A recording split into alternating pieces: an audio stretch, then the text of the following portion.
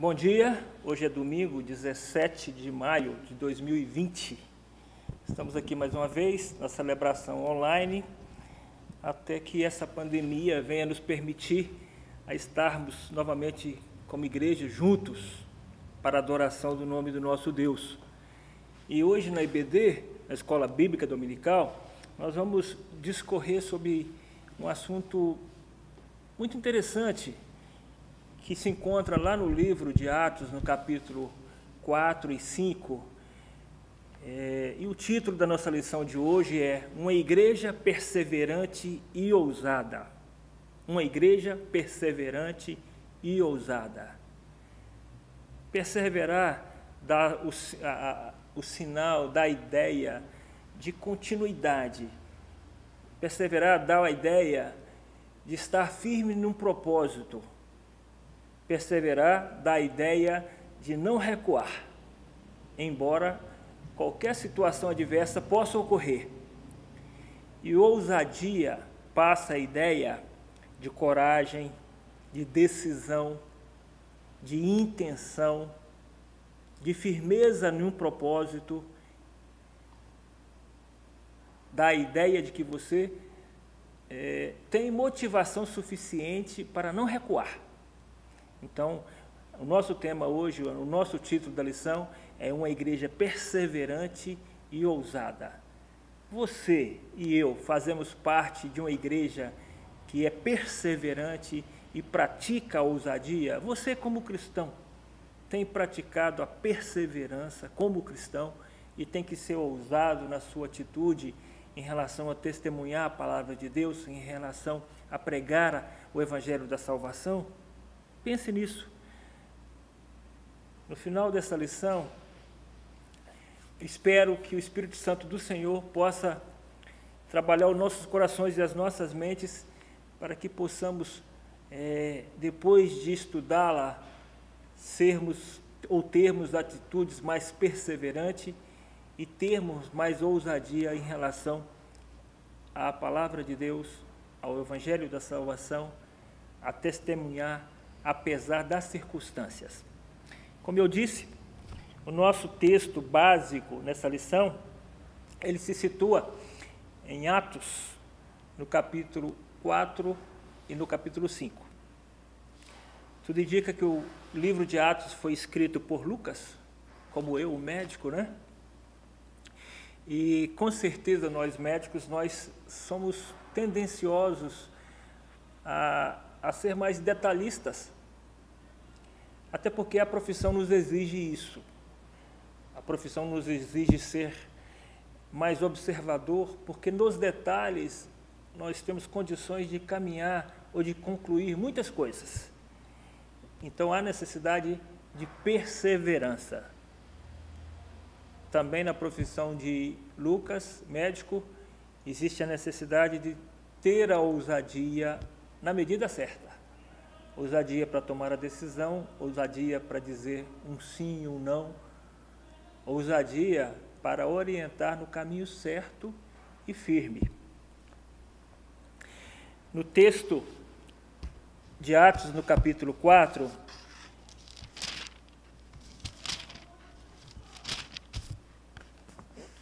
começa esse capítulo, a narração começa esse capítulo falando de Pedro e João, falando da ousadia de Pedro e João em relação a anunciar a ressurreição. Esse era um tema complicado naquela época. Complicado porque quem não entendia, quem não conhecia, quem não aceitava a ação do Espírito Santo no convencimento de que Jesus Cristo havia ressuscitado dos mortos, pensava ou entendia que essa palavra não deveria ser pregada, não deveria ser falada. Para os irmãos terem uma ideia, os saduceus, que não criam numa vida após a morte, eles não aceitavam, em hipótese alguma, a pregação de Pedro e João, principalmente porque eles eram perseverantes nessa pregação até porque eles foram testemunhas oculares da vida, do ministério, da crucificação e da ressurreição de Jesus Cristo. Eles foram, como apóstolos, testemunhos ou testemunhas e encontraram com Jesus Cristo vivo após a sua ressurreição.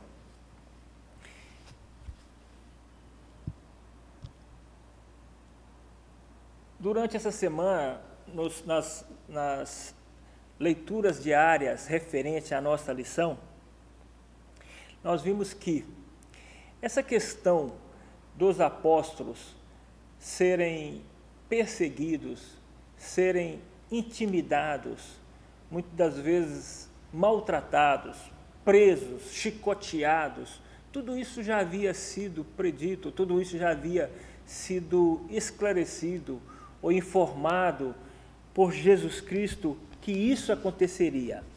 Nós vemos que, por exemplo, lá no livro de Mateus, no capítulo 5, no Sermão das Boas-Aventuranças, no seu versículo 11, no capítulo 5, diz assim: bem-aventurados serão vocês quando, por minha causa, os insultarem, os perseguirem e levantarem todo tipo de calúnia contra vocês.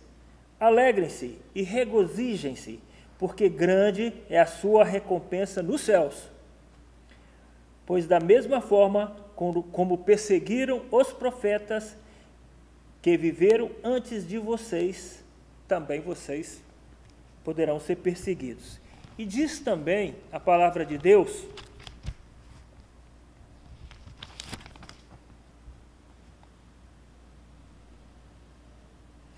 lá em João, no capítulo 15, que o mundo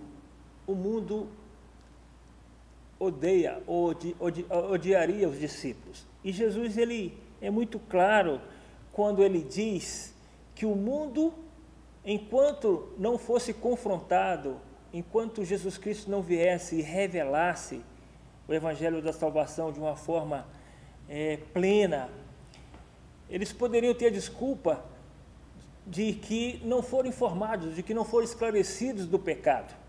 Mas a palavra de Deus diz, através do livro de João, que o mundo odiava a Cristo, como também odiava seu Pai.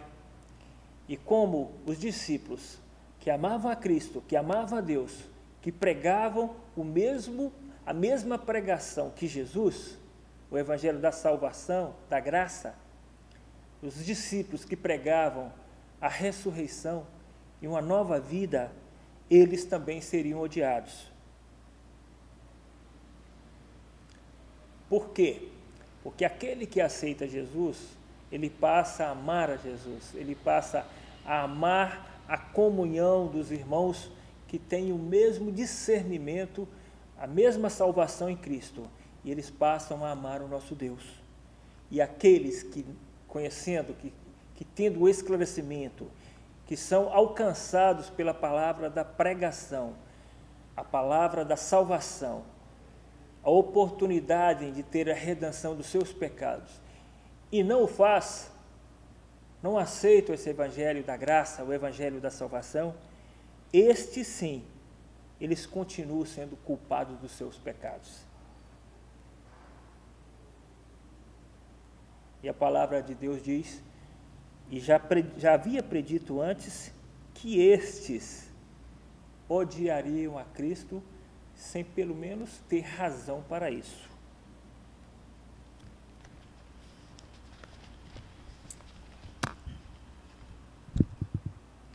Quando Pedro e João passam a ensinar no pátio do templo, e passa a pregar com veemência a ressurreição de Jesus Cristo, e passa a pregar a ressurreição dos mortos, esse número de cristãos, esse número dos que aceitaram a palavra da salvação, que no dia do Pentecostes era 3.000, agora passa a ser de quase 5.000 pessoas. Vamos imaginar, 5.000 homens, contava-se apenas os homens. Vamos imaginar que cada família era composta pelo menos por 3 pessoas. 5.000 homens multiplicado por 3. A princípio, o Evangelho da Salvação já havia alcançado 15.000 pessoas. Estatisticamente, acredita-se que naquela ocasião, em Jerusalém, vivia cerca de 200.000 pessoas. Dessas 200.000 pessoas, em torno de 15.000 pessoas, compostas por essas famílias que foram alcançadas, pertenciam já a esse grupo que faziam tudo de uma forma unânime. E o que mais incomodavam os oficiais, os religiosos, os entendidos da lei, era o fato de que, naquela época, Jerusalém tinha sido... os romanos haviam tomado aquela região. Só que os romanos, eles deram liberdade de religião aos judeus, mas uma liberdade limitada, uma liberdade que essa liberdade não viesse a ameaçar o poder e a estabilidade de Roma. Existiam o grupo da liderança religiosa dos judeus, os chamados mestres, que por serem os mestres, eles tinham certas regalias e com certeza tinham um acesso mais facilitado à liderança romana da região. E essa pregação de Pedro e João, essa pregação, ela, através da ação do Espírito Santo, ela vinha alcançando a muitas pessoas. E esses grupos religiosos, em especial os saduceus, não aceitavam essa pregação. Não aceitavam o fato de que fosse pregado a ressurreição de Jesus Cristo.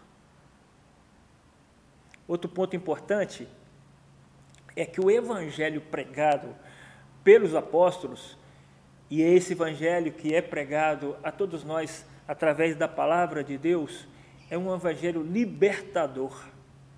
É um evangelho que te tira da opressão, primeiro da opressão espiritual, da opressão das trevas.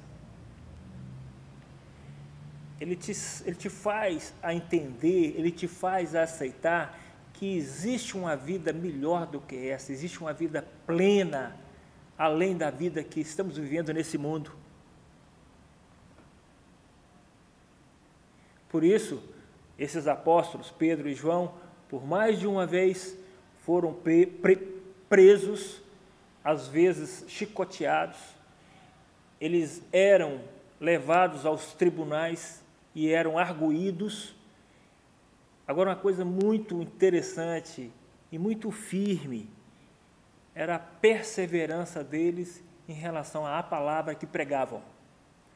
Era a ousadia deles de pregar para o povo lá no pátio do templo, mas também manter esse mesmo discurso, essa mesma pregação, quando estavam diante de autoridades que tinham poder até para que determinassem a morte deles.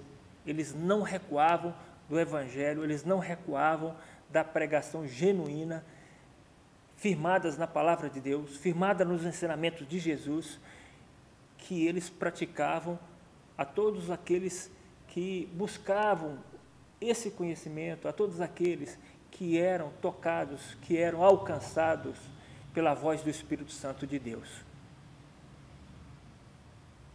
Uma coisa que perturbava também os religiosos daquela época é que eles, tidos como mestres, em especial nesses capítulos 4 e 5, em especial no capítulo 5, é citado um mestre muito respeitado, que era Gamaliel.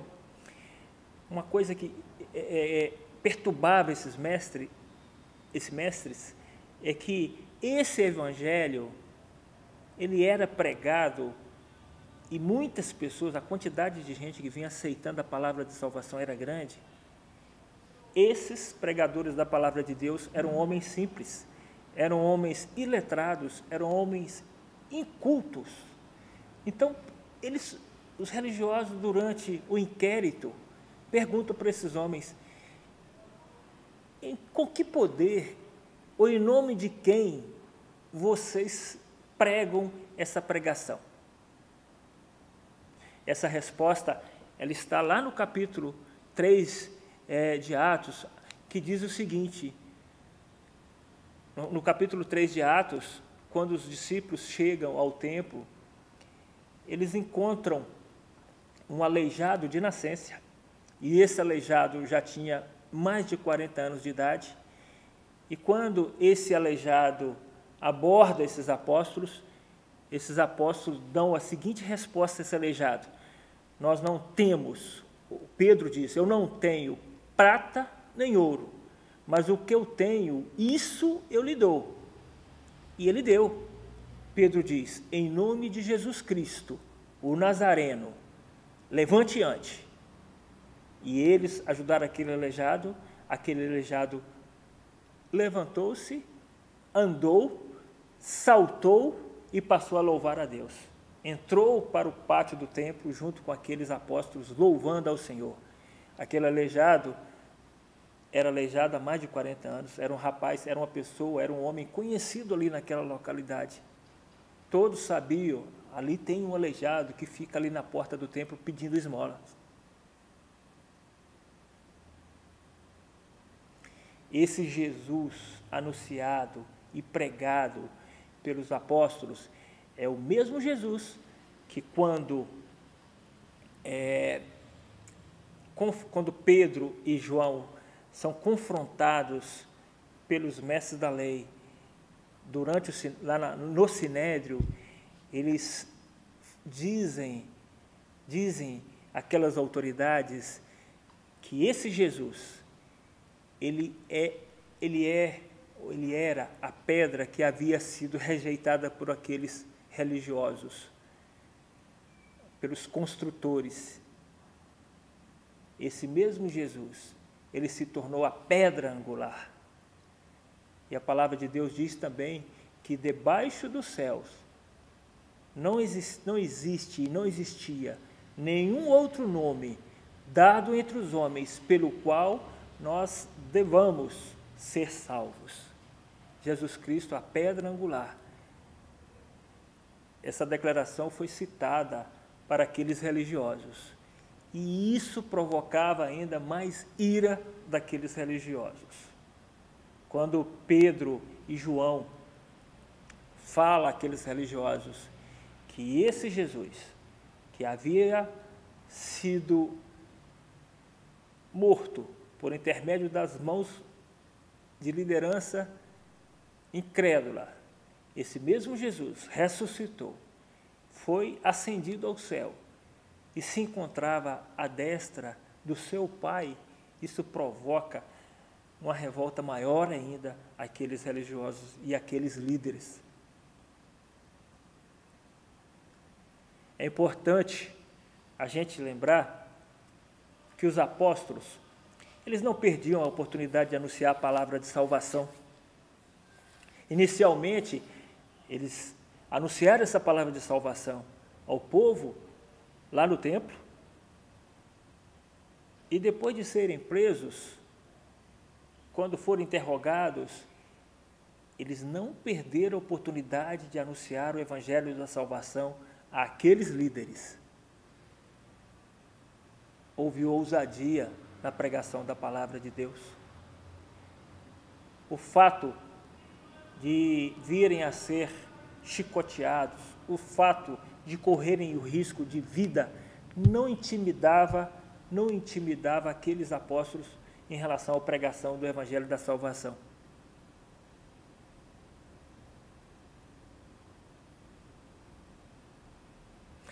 E nós hoje? Nós estamos sendo persistentes, perseverantes, nós estamos agindo com ousadia em relação à pregação da palavra de Deus? Quantas vezes tem uma oportunidade, alguém senta do nosso lado, numa recepção de um escritório, de um consultório, numa viagem de ônibus?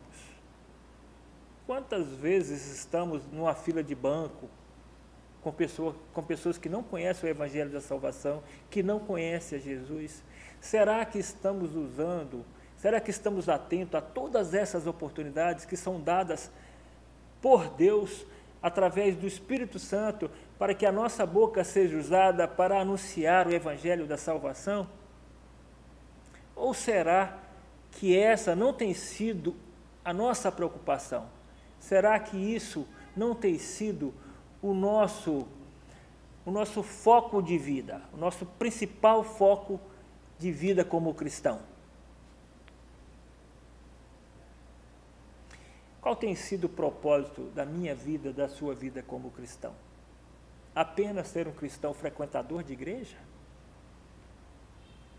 Ou nós temos tido a clareza de que estamos nesse mundo como divulgadores, como propagadores,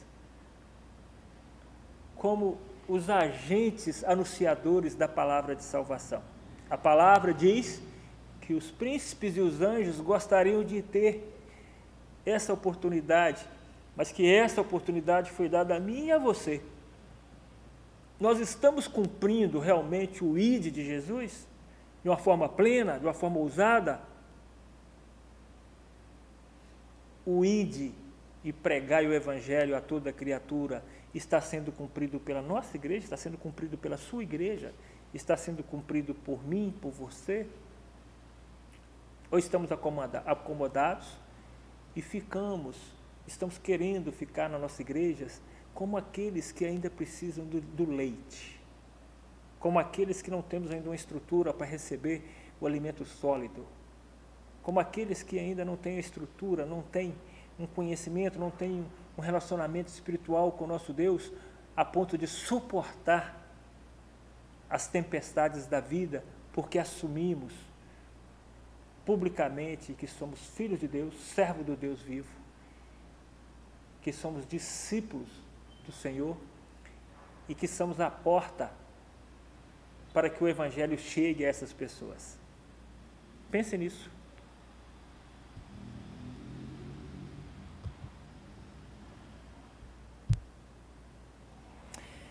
Nessa lição, nós vemos que uma igreja perseverante e ousada é uma igreja que obedece a Deus.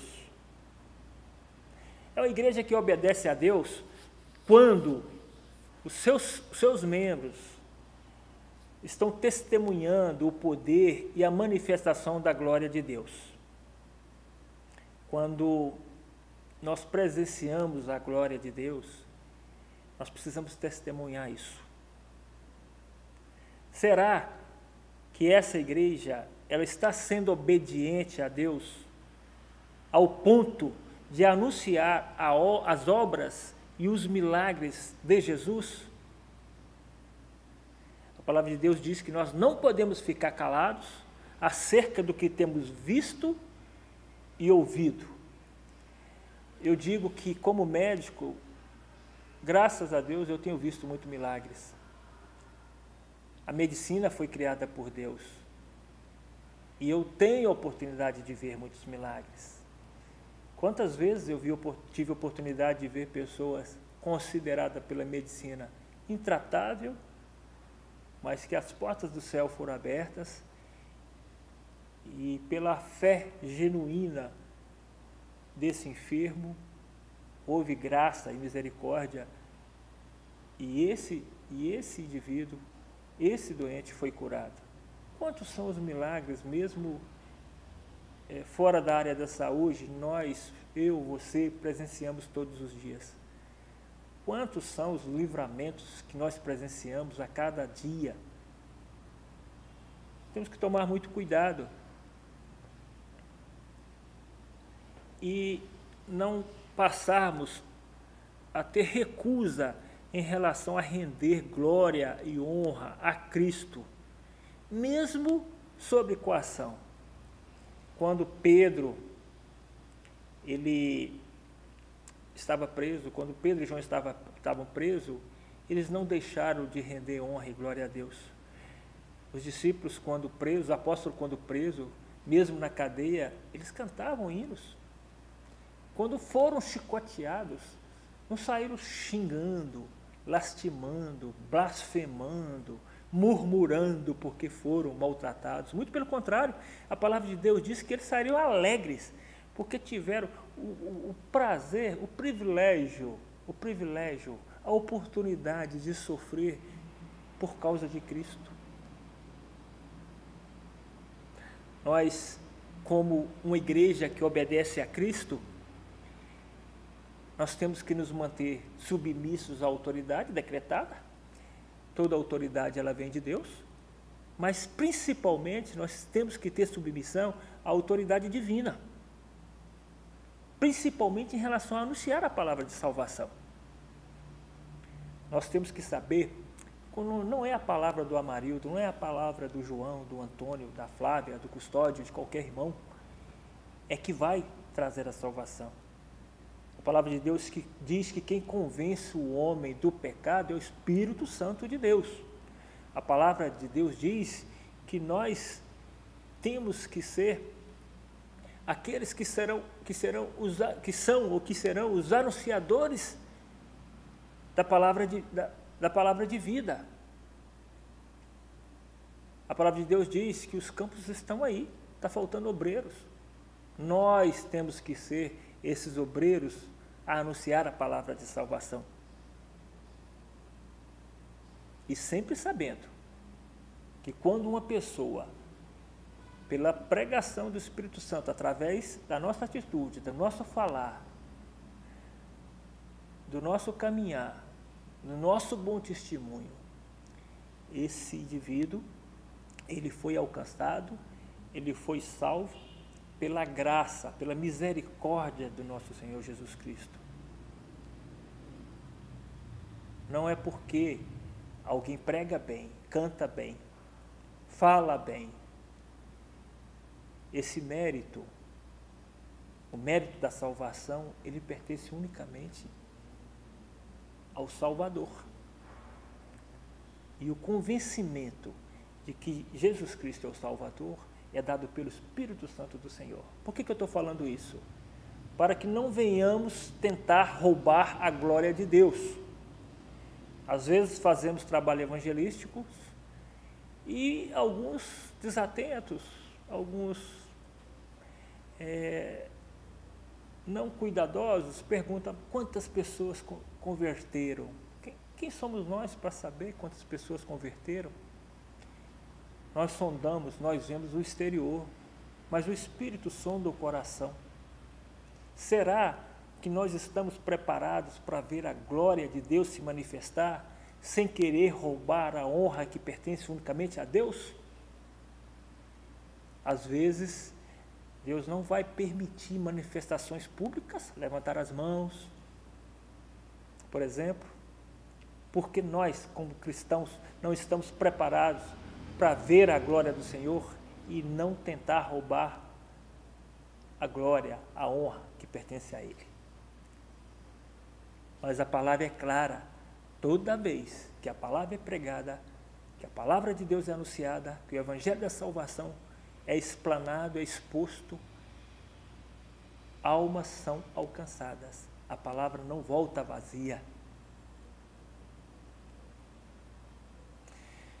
Outra coisa importante que nós como cristãos, nós como servos do Senhor temos que ter e temos que assumir é que nós precisamos falar, nós precisamos pregar o Evangelho da salvação com ousadia e não por opção.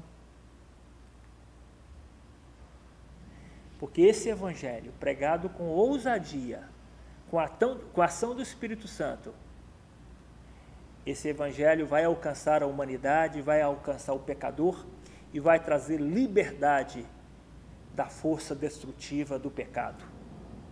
E quanto a nós, os anunciadores, nós, canais de bênção, com certeza, irmão, o seu galardão vai estar te esperando lá na glória.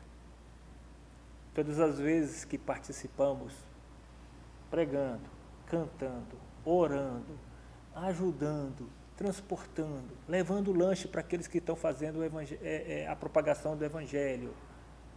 Todas as vezes que participamos, todas as vezes que estamos com o nosso coração na obra do Senhor e a palavra de Deus vai alcançando vidas, saiba você que você está sendo participante desse galardão. Não é pelo fato, eu não sei pregar, eu não sei cantar. Mas se você está pagando esse preço em oração, você é participante desse galardão.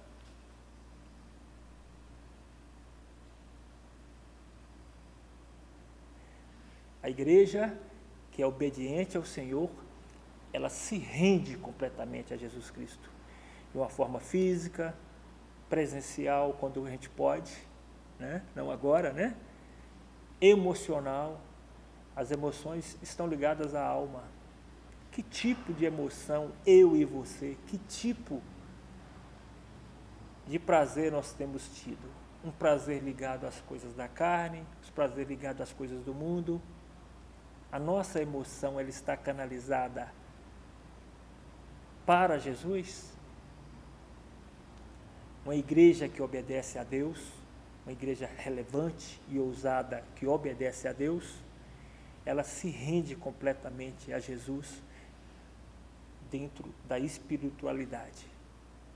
O nosso espírito precisa estar ligado ao Espírito Santo de Deus, para que a obra seja feita com zelo, com ousadia, para que a obra seja feita de uma forma imperativa, não de uma forma opcional, para que a obra seja anunciada, para que o Evangelho da Graça alcance um número maior de pessoas. A palavra de Deus diz que Jesus Cristo veio pregar o Evangelho a toda criatura, e muitos serão salvos. A palavra de Deus que a seara está branca, está na hora da colheita. Vamos colher, vamos participar dessa colheita. Somos nós, os trabalhadores, os ceifeiros. Não vamos recuar. Um outro tópico da nossa lição de hoje, e que nós precisamos estar atentos em relação a algumas aplicações dessa lição. Nós, quando participamos da escola bíblica dominical, nós, quando ouvimos a palavra de Deus, nós precisamos sair, nós precisamos, a partir da palavra de Deus pregada, anunciada, discutida, isso tem que trazer mudança de vida a cada um de nós. Não adianta eu vir participar de classe da IBD, da Escola Bíblica Dominical, domingo após domingo, se isso que está sendo discutido, se isso que está sendo estudado não traz mudança de vida.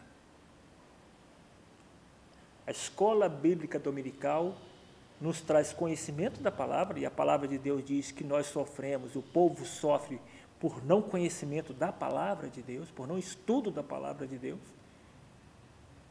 A Escola Bíblica Dominical nos traz esse conhecimento, esse estudo, mas principalmente, a meu ver, ela tem que transformar a minha vida e a sua vida. Nós não podemos sair depois de uma aula, de uma discussão, de um estudo da palavra de Deus, numa escola bíblica dominical, sair do mesmo jeito que entramos.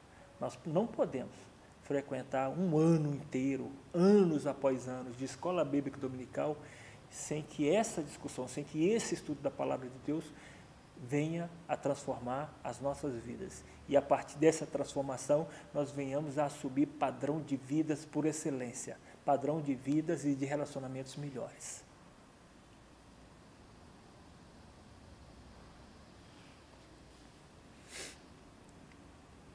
Nós temos que entender que a partir do momento que nós somos alcançados pelo Evangelho da Salvação, nós temos que buscar essa redenção em Jesus Cristo. Nós precisamos buscar ter um relacionamento com Deus, para que possamos ter a nossa vida totalmente na direção do nosso Senhor, do nosso Deus. porque quando nós prosseguimos e devemos prosseguir em conhecer a palavra de Deus, nós assumimos um compromisso e precisamos assumir esse compromisso com o nosso Senhor Deus. Um compromisso de testemunho, um compromisso de pregação da palavra de Deus. E nós temos que entender que essa autoridade que passamos a ter, ela é dada por Deus. Por isso, nós precisamos, aonde estivermos inseridos, aqui na cidade ou em qualquer outro lugar, nós precisamos saber que nós devemos pregar a mensagem de salvação através de Jesus Cristo, com ousadia, com a capacidade dada pelo Espírito Santo, sendo auxiliados através da oração. Nós, quando saímos, por exemplo, para pregar a palavra, quando um grupo da igreja, por exemplo, aqui da Primeira Igreja Batista, nós temos aqui o PROEM, Programa de Evangelismo e Missões, quando nós saímos para anunciar a palavra de Deus, quando nós recebemos um convite, primeiro, quando nós recebemos um convite para evangelismo em algum lugar ou em alguma região, nós entendemos e precisamos entender que esse convite está sendo dado a nós porque Cristo, porque Deus está fazendo a obra lá. E nós estamos sendo chamados a ser participantes dessa obra que Ele já está fazendo lá. A obra é do Senhor. A obra não é nossa. Nós recebemos esse convite. Nós entramos em oração diária, várias orações por dia, por uma viagem que vai ser feita, uma viagem evangelística, por um trabalho evangelístico que vai ser feito lá ou aqui. Nós precisamos entrar em oração. Você precisa entrar em oração, porque uma coisa é certa, nós precisamos ser comissionados para poder fazer a obra do Senhor e não sermos derrotados pelos poderes das trevas. Sem comissionamento, sem unção, não há vitória. Esse comissionamento, essa unção, vem pela vida, vem pela busca do Senhor, da orientação do Senhor, do direcionamento do Senhor, através da oração. Nesse capítulo que foi anunciado em relação a essa lição, nós tivemos um triste episódio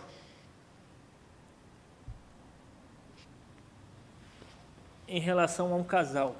A palavra de Deus diz que existia uma harmonia, uma união tão grande entre os crentes da época de Atos dos Apóstolos, os crentes que pela primeira vez foram chamados de cristãos. Existe uma harmonia, uma comunhão tão grande entre os irmãos, que muitos que tinham bens vendiam suas propriedades, traziam esse valor aos pés dos discípulos, que distribuía para os mais pobres, que fazia com que os mais necessitados deixassem de ter as necessidades básicas. E a palavra de Deus diz que isso era feito com coração agradecido. Só que um casal, buscando ser reconhecidos,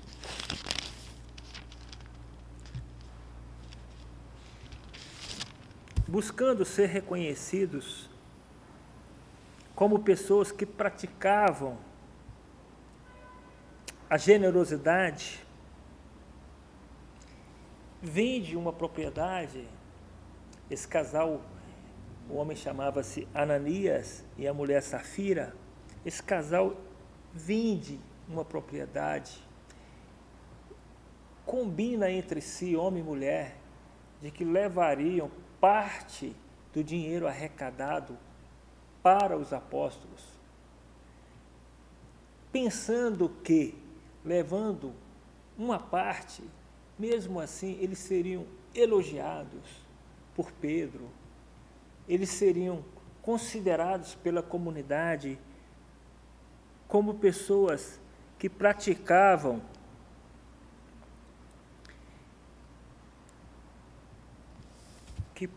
que abria mão dos seus bens a favor de ajudar os mais necessitados, que praticavam a generosidade.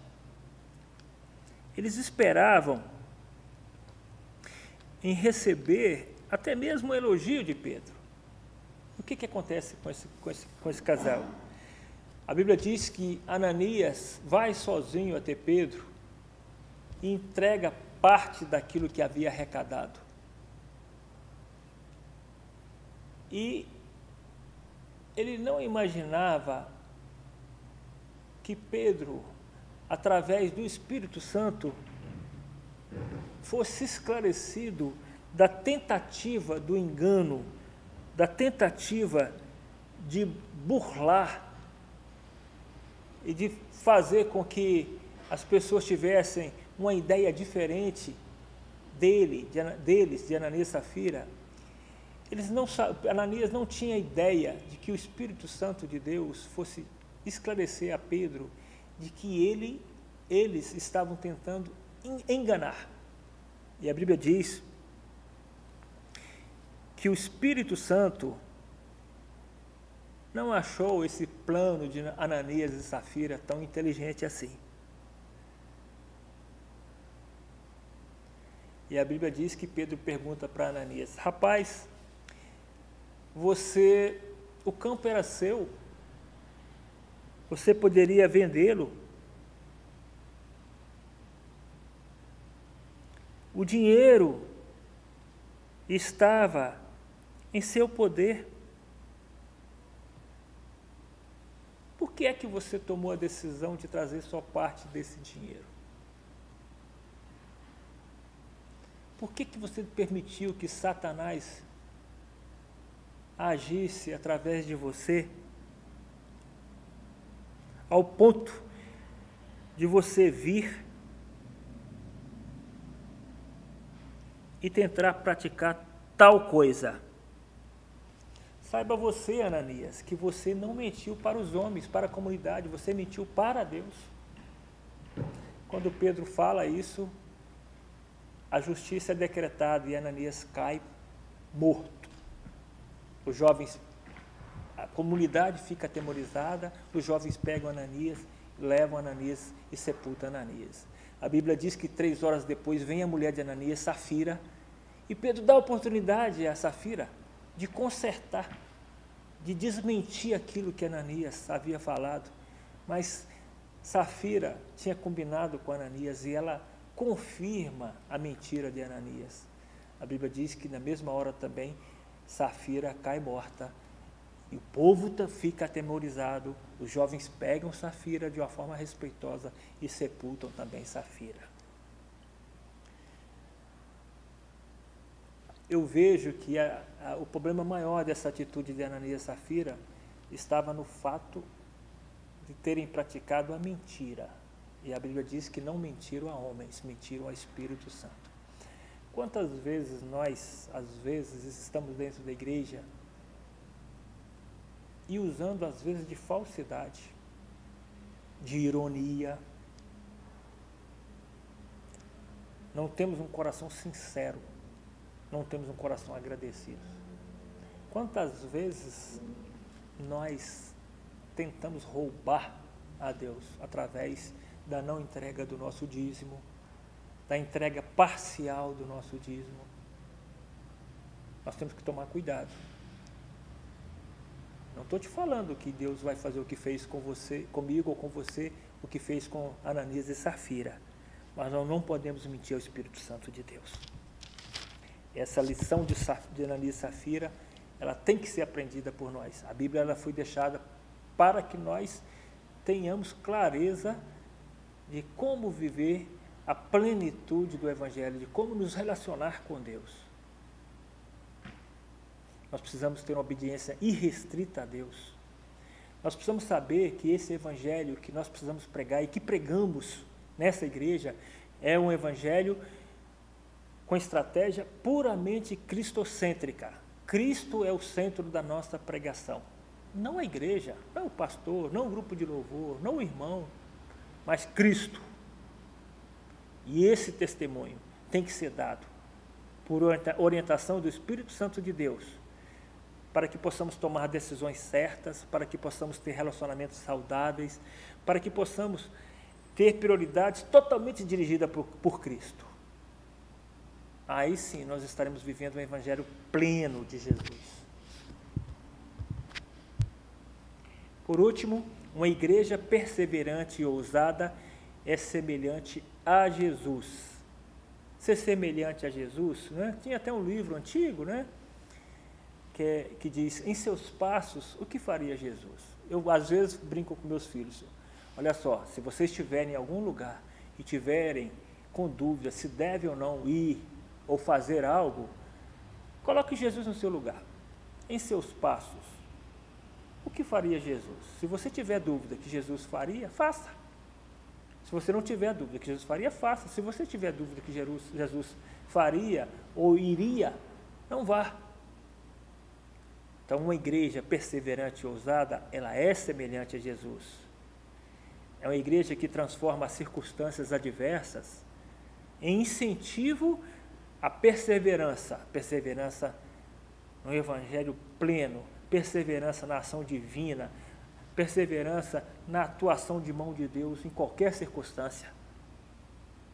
Uma igreja semelhante a Jesus é uma igreja que pratica a longanimidade, é uma igreja confiante que Deus irá conduzir todos os acontecimentos, embora para nós eles pareçam, às vezes, demasiadamente impossíveis de ser solucionados.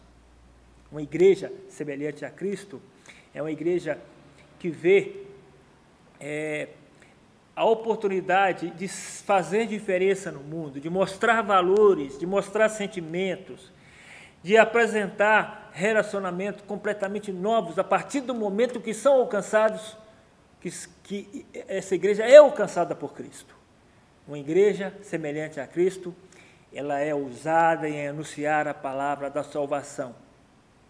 Uma igreja perseverante, ousada e semelhante a Cristo, ela pratica o ensino da palavra no templo e nas casas, como está sendo feito hoje aqui.